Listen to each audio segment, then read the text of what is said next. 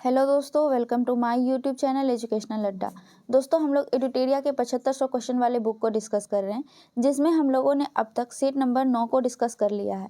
आज के सेट में हम लोग सेट नंबर 10 को डिस्कस करेंगे। इससे पहले के वीडियोज़ को अगर आप लोगों ने नहीं देखा है उसे देख लीजिएगा। चैनल पर नए हैं, सब्सक्राइब कर बेल आइकॉन को प्रेस कीजिए ताकि हमारी आने वाली सारी महत्वपूर्ण वीडियोस आपको सबसे पहले मिलती रहे। दोस्तों, हम लोगों ने 5000 वाला जो सीरीज आया था, सेट आया था, उसको भी डिस्कस कर चुके हैं और प्लेलिस्ट के माध्यम से वो हमारे चैनल पे अवेलेबल भी है। तो अगर आपने उस सीरीज को नहीं देखा है तो उसे भी देख लीजिएगा। चलिए स्टार्ट करते हैं आज के सेशन को।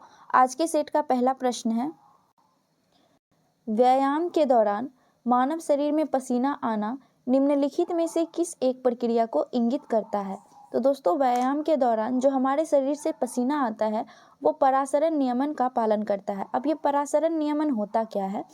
तो हमारे शरीर में पानी और आयनिक संतुलन को नियंत्रित करने की एक प्रक्रिया होती है परासरण नियम, जो हमारे शरीर के ताप को भी नियंत्रित करता है। तो इसका सही आंसर ऑप्शन नंबर डी हो जाएगा, परासरण नियमन। अगला प्रश्न है, शीत कोष्ठ भंडारित फल अधिक समय तक चलते हैं क्योंकि? तो दोस्तों, शीत कोष्ठ भंडारित फल यानी कि ठंडे जगह पर जब हम लोग फल को स्टोर करके रखते हैं तो वो अधिक समय तक चलता है। ऐसा क्यों होता है? तो दोस्तों, ऐसा इसलिए होता है क्योंकि वहाँ का तापमान कम होता है और इस कम तापमान की वजह से श्वसन दर कम हो जाती है, जिसकी वजह से फल जो है वो अधिक लंबे समय तक चलता है, यानी खराब नहीं होता। तो इसका सही आंसर ऑप्शन नंबर सी हो जाएगा। आप लोग देखे होंगे कि फ्रिज में जब आप कोई भी फल या सब्जी रखते हैं तो वो ज़्यादा समय तक फ्रेश और सुरक्षित रहते हैं, वो खराब नहीं होते जल्दी। तो वो इसी वजह से होता है क्योंकि वहाँ का श्वसन दर घट जाता है। तो इसका सही आंसर ऑप्शन नंबर सी हो जाएगा, श्वसन की दर घटा दी जाती है। अगला प्रश्न है,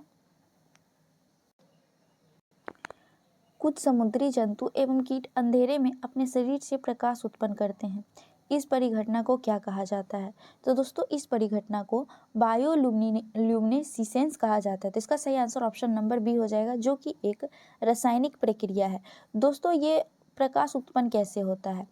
तो ल्यूसीफेरिन जो कि जिसे हम प्रकाश उत्सर्जन अणु कहते हैं, और ल्यूसीफेरेज जो कि एक एंजाइम होता है, के बीच रासायनिक प्रक्रिया के कारण प्रकाश का एक फोटोन बनता है और यह प्रकाश उत्पन्न करता है।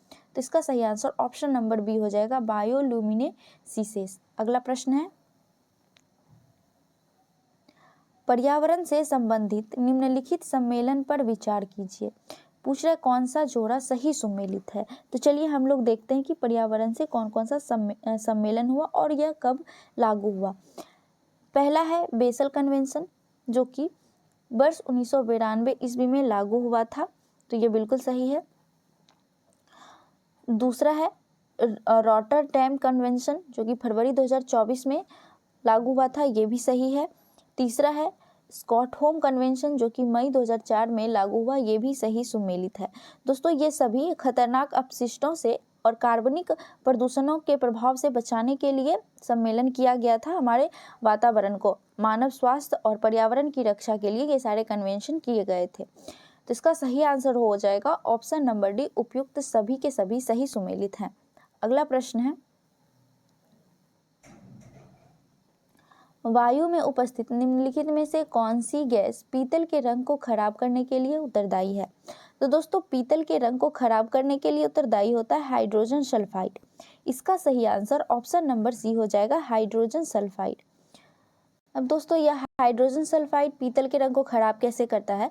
तो हाइड्रोजन सल्फाइड और पीतल में मौजूद कॉपर और जिंक के बीच रिएक्शन में कॉपर सल्फाइड और जिंक सल्फाइड बनता है, जिसके जमने की वजह से पीतल का रंग फीका पड़ जाता है।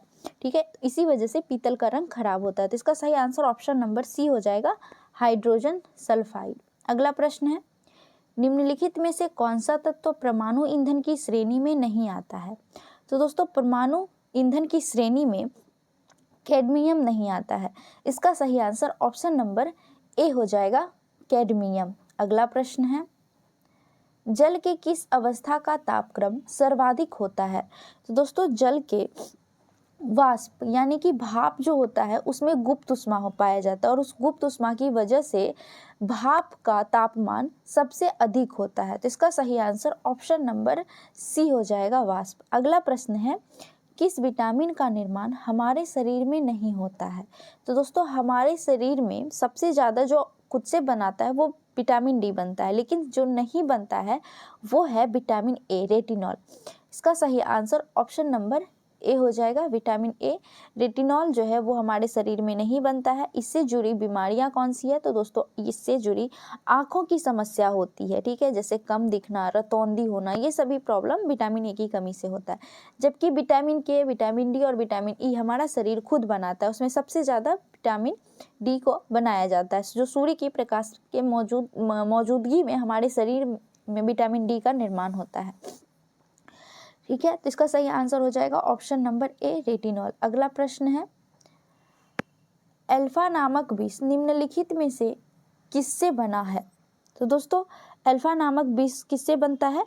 तो यह कवक से बनता है। किससे? कवक से, जो कि एस्पेरेजिलस नामक कवक से बना हुआ होता है।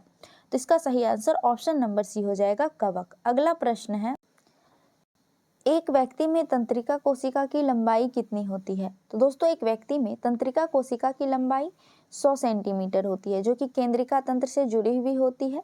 यह दोस्तों मस्तिष्क और रीढ़ की हड्डी को शरीर के अन्य भागों से जोड़ने का काम करती है। तो इसका सही आंसर हो जाएगा ऑप्शन नंबर डी, 100 सेंटीमीटर। अगला प्रश्न है, निम्न में कौन सा स्तनधारी वर्ग के अंतर्गत नहीं आता है? तो इसमें स्तनधारी वर्ग के अंतर्गत कौन नहीं आता है? तो वो है छिपकली।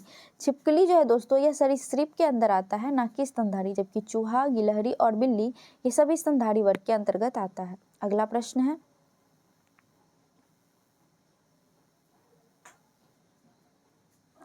निम्न में कौन सी हड्डी हथेली में पाई जाती है?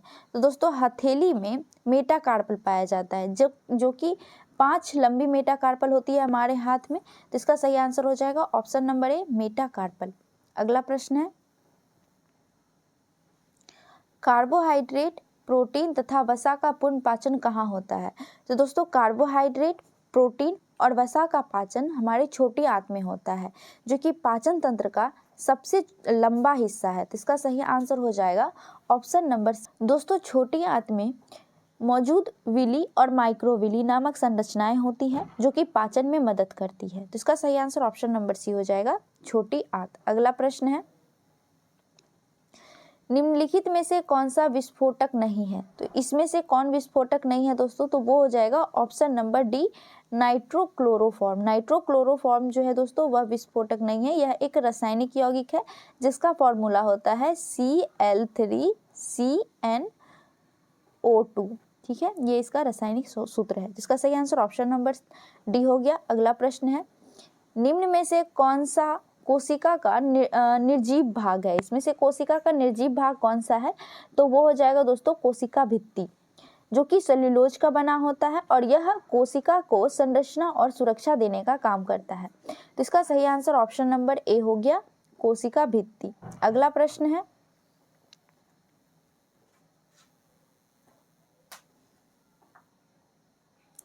भारतीय गणतंत्रों ने निम्नलिखित में से कौन सा प्रतीक मौर्य राजवंश से अपनाया?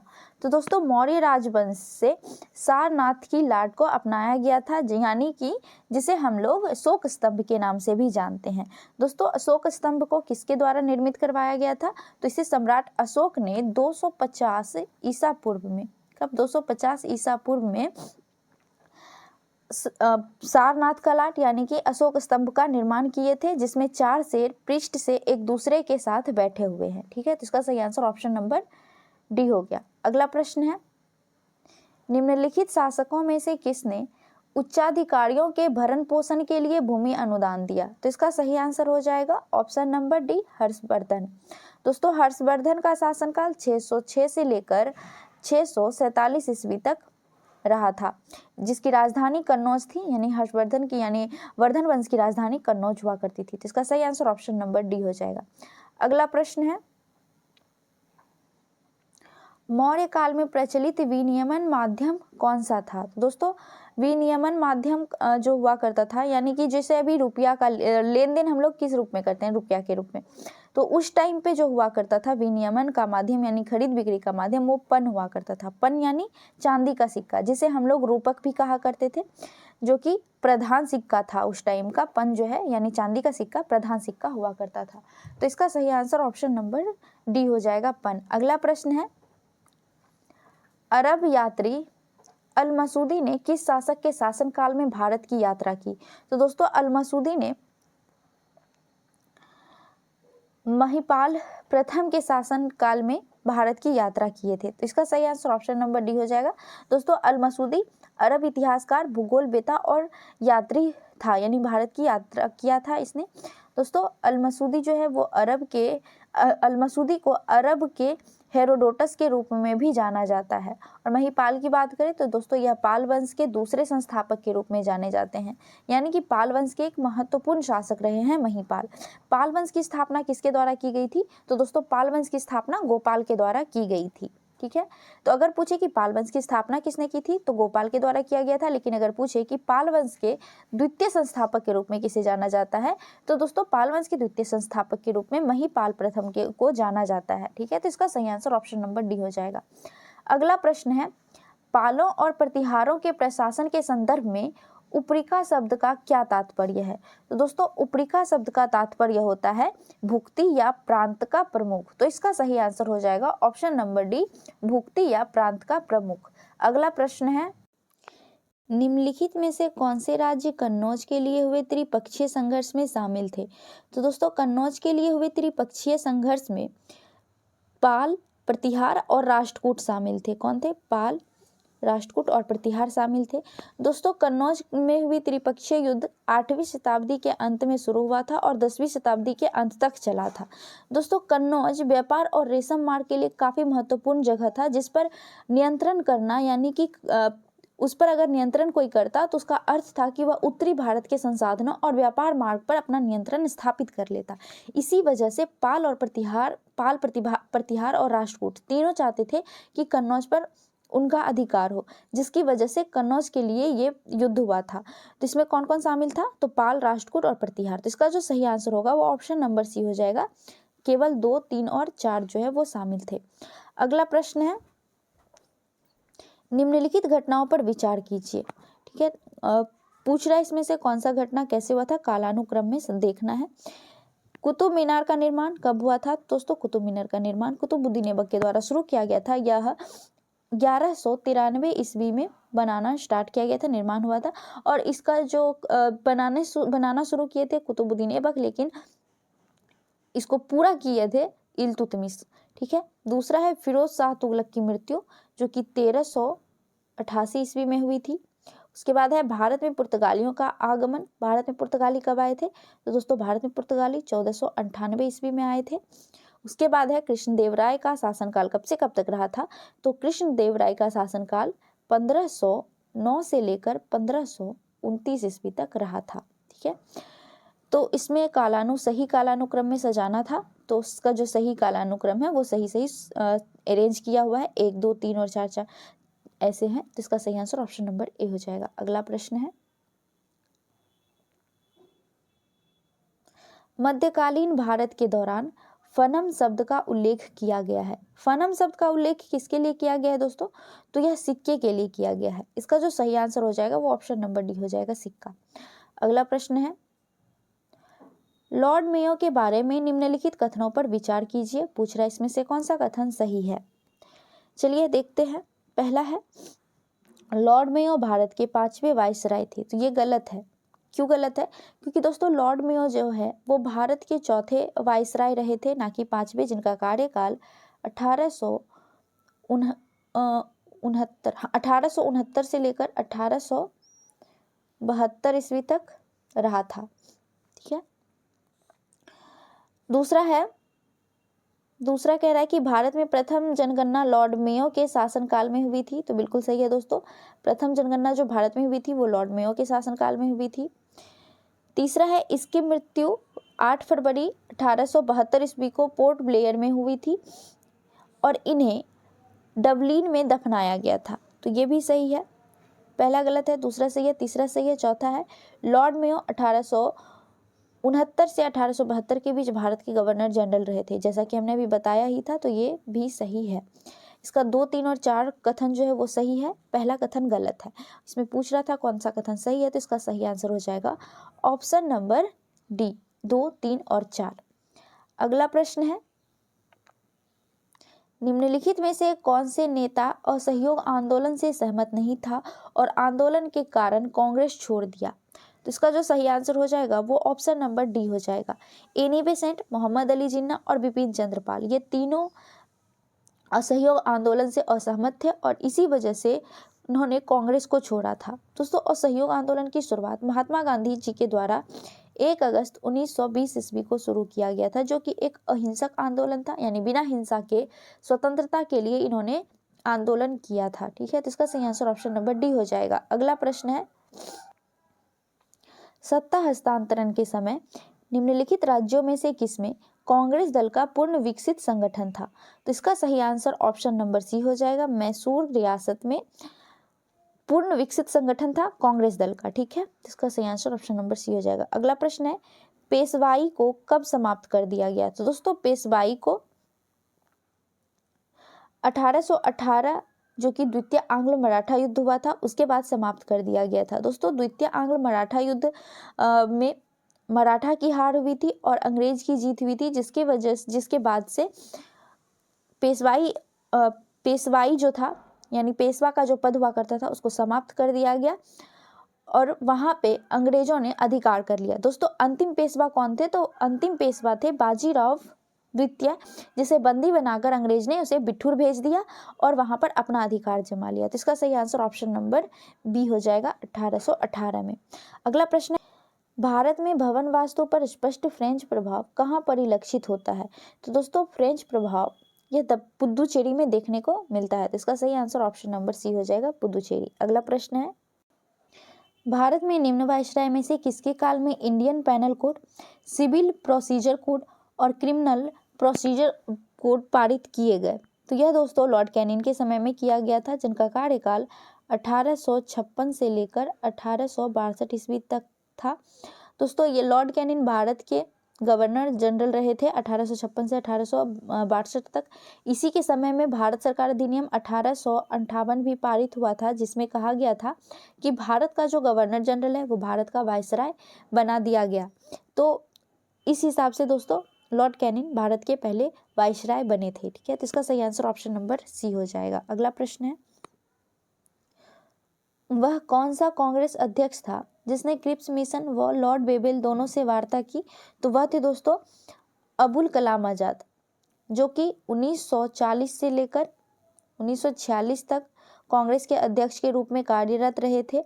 और दोस्तों, क्रिप्स मिशन जो है वो इस क्रिप्स मिशन और बेबेल इसी कार्यकाल के दौरान आए थे, यानी कि क्रिप्स मिशन कब आए थे? तो 1942 ईस्वी में आए थे और बेबेल योजना कब आया था? तो 1945 ईस्वी में आया था, जिसमें 1945 में आया था, जिसमें अबुल कलाम आज़ाद कांग्रेस के अध्यक्ष रहे थे और इन्होंने क्रिप्स मिशन और बेबेल योजना दोनों से वार्ता किए थे। तो इसका सही आंसर ऑप्शन नंबर ए हो जाएगा। अगला प्रश्न है, हमारे सौरमंडल से संबंधित निम्नलिखित कथनों पर विचार कीजिए। पूछ रहा है कि कौन सा कथन सही है। चलिए देख लेते हैं।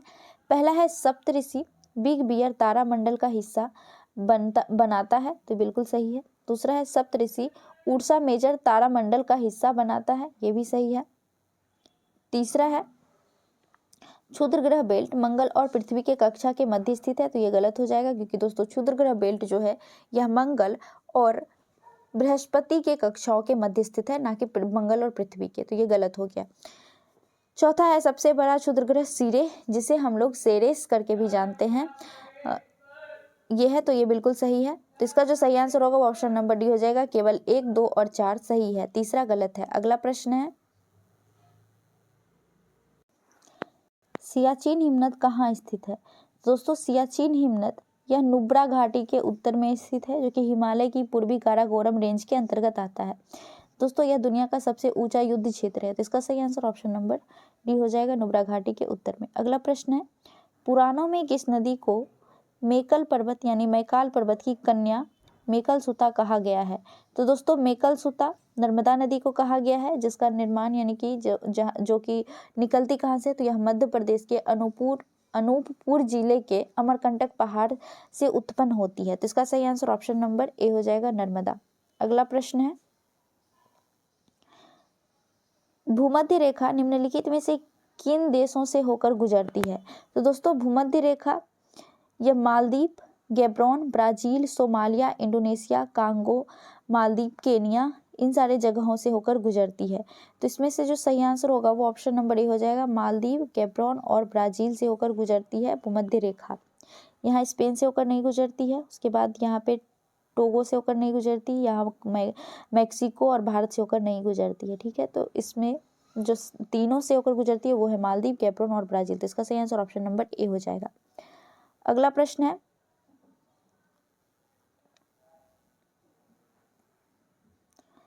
भारत के संविधान के अनुच्छेद 355 के तहत संघ का यह कर्तव्य है कि, तो दोस्तों अनुच्छेद 355 में कहा गया है कि संघ जो है वो बाहरी आक्रमण और आंतरिक अशांतियों के से राज्यों की रक्षा करेंगे। तो इसका सही आंसर ऑप्शन नंबर ए हो जाएगा। जो इसका कर्तव्य केंद्र सरकार का होगा। ठीक है, तो ऑप्शन नंबर ए सही है। अगला प्रश्न है, राज्यसभा के सभापति के रूप में उपराष्ट्रपति क्या नहीं करता है? तो दोस्तों उपराष्ट्रपति क्या नहीं करते हैं जब वो राज्य के सभापति के रूप में कार्यरत होते हैं, राज्यसभा के सभापति के रूप में? तो इसका सही आंसर हो जाएगा ऑप्शन नंबर सी। लोकसभा व राष्ट्रपति के समक्ष राज्यसभा का प्रवक्ता जो वो नहीं करते हैं। ठीक है, तो इसका सही आंसर ऑप्शन नंबर सी हो जाएगा। अगला प्रश्न है, किसी संवैधानिक सरकार के दो आधारभूत मूल्य क्या होते हैं? तो दोस्तों किसी भी संवैधानिक सरकार के दो आधारभूत मूल्य स्थिरता और स्वतंत्रता होता है। तो इसका सही आंसर ऑप्शन नंबर ए हो जाएगा। अगला प्रश्न है, निम्नलिखित में से किस गुण से यह निर्धारित होता है कि भारत का संविधान परिसंघीय है? तो दोस्तों यह केंद्र और राज्यों के बीच शक्तियों का वितरण, उसके बाद सरकार की जो दोहरी प्रणाली है, संविधान की सर्वोच्चता, स्वतंत्र न्यायपालिका, इन सब चीज़ों को से निर्धारित होता है कि भारत एक संविधान परिसंघीय है। तो इसका सही आंसर ऑप्शन नंबर डी हो जाएगा, केंद्र और राज्यों के बीच शक्तियों का वितरण। अगला प्रश्न है, राष्ट्रपति किसकी अनुशंसा पर लोकसभा भंग कर सकता है? तो दोस्तों राष्ट्रपति केंद्रीय मंत्रिमंडल की अनुशंसा पर लोकसभा को भंग कर सकता है, जो कि हमारे संविधान के आर्टिकल नंबर 85 के तहत राष्ट्रपति को यह शक्ति प्राप्त है। तो इसका सही आंसर ऑप्शन नंबर सी हो जाएगा, केंद्रीय मंत्रिमंडल की सलाह पर। अगला प्रश्न है, लोकसभा के सचिवालय का नियंत्रण प्रत्यक्ष रहता है? तो दोस्तों लोकसभा के सचिवालय का नियंत्रण प्रत्यक्ष रूप से लोकसभा के अध्यक्ष के हाथों में रहता है। तो इसका सही आंसर ऑप्शन नंबर सी हो जाएगा, लोकसभा अध्यक्ष। अगला प्रश्न है, निसार मिशन इसरो तथा किसके मध्य संयुक्त परियोजना है? दोस्तों निसार मिशन ये है क्या? तो यह दोहरी आवृत्ति वाले सिंथेटिक अपर्चर रडार उपग्रह को विकसित करने और लॉन्च करने के लिए नासा और इसरो का एक संयुक्त परियोजना है।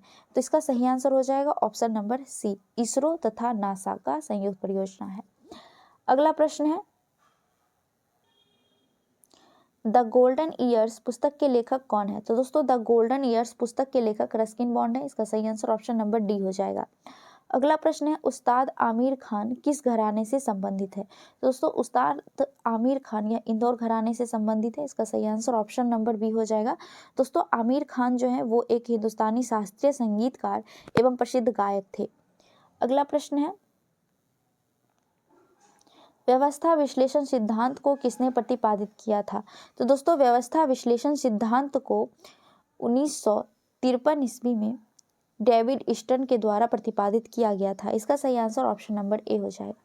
अगला प्रश्न है, तापू लोक नृत्य का संबंध किस राज्य से है? तो दोस्तों तापू लोक नृत्य का संबंध अरुणाचल प्रदेश से है। दोस्तों यह अरुणाचल प्रदेश का एक पारंपरिक नृत्य है। यह आदि जनजाति का एक युद्ध नृत्य है। ठीक है, तो इसका सही आंसर ऑप्शन नंबर बी हो जाएगा।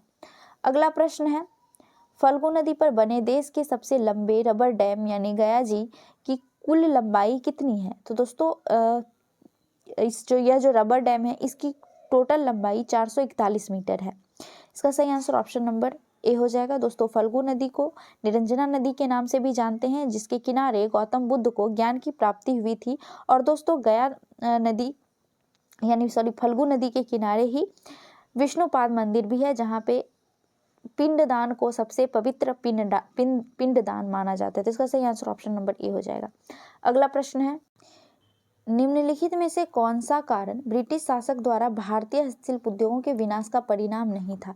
पहले हम लोग जान लेते हैं दोस्तों, ब्रिटिश शासन के दौरान हस्तशिल्प उद्योग के विनाश का कारण बना कौन कौन सा चीज? तो निर्जलीकरण तथा शहर एवं नगरों का विनाश होना, बेरोजगारी की जो दर थी उसमें वृद्धि होना, उच्च कराधान होना, कृषि पर दबाव बढ़ना, औद्योगिक क्रांति होना, ये सारे कारण हुआ करते थे ब्रिटिश शासन के दौरान हस्तशिल्प उद्योगों के विनाश के। इसमें से कौन सा कारण नहीं था पूछ रहा है, तो वो था आत्मनिर्भर ग्रामीण आर्थिक व्यवस्था। तो इसका सही आंसर ऑप्शन नंबर डी हो जाएगा। अगला प्रश्न है, संघीय बजट में राजकोषीय घाटे का अर्थ है। तो दोस्तों संघीय बजट में राजकोषीय घाटे का अर्थ क्या होता है?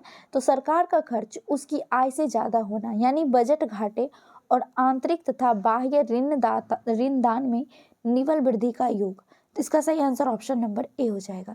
अगला प्रश्न है, निम्नलिखित में से कौन सा जैविक निम्नीकरण यानी बायोडिग्रेडेबल प्रदूषक नहीं है? तो इसका सही आंसर ऑप्शन नंबर सी हो जाएगा। कीटनाशक जो है वो जैव निम्नीकरण नहीं है। जैव निम्नीकरण क्या होता है? तो दोस्तों वैसे पदार्थ होते हैं जिन्हें बैक्टीरिया या फिर अन्य जीवित जीवों द्वारा विघटित किया जा सकता है, उसे जैव निम्नीकरण कहा जाता है। तो इसमें सही आंसर ऑप्शन नंबर सी हो जाएगा, कीटनाशक। अगला प्रश्न और आज के सेशन का लास्ट प्रश्न है। वीडियो कैसी लगी जरूर बताइएगा। अच्छी लगी हो तो लाइक कीजिएगा, अपने दोस्तों से शेयर कीजिएगा, थोड़ा सपोर्ट कीजिए दोस्तों। प्रश्न है, पारिस्थितिकी तंत्र में ऊर्जा का प्रवाह निम्न से उच्च पोषक स्तर पर जाने से कम होते हैं, इसे निम्नलिखित द्वारा समझाया जा सकता है। तो दोस्तों इसे ऊष्मागतिकी यानी थर्मोडायनामिक्स के द्वितीय नियम के द्वारा समझाया जाता है। तो इसका सही आंसर ऑप्शन नंबर बी हो जाएगा। ऊष्मागतिकी का प्रथम नियम क्या कहता है? तो दोस्तों यह कहता है कि ऊर्जा को ना तो नष्ट किया जा सकता और ना ही उसे बनाया जा सकता है। ठीक है, तो इसका सही आंसर ऑप्शन नंबर बी हो जाएगा।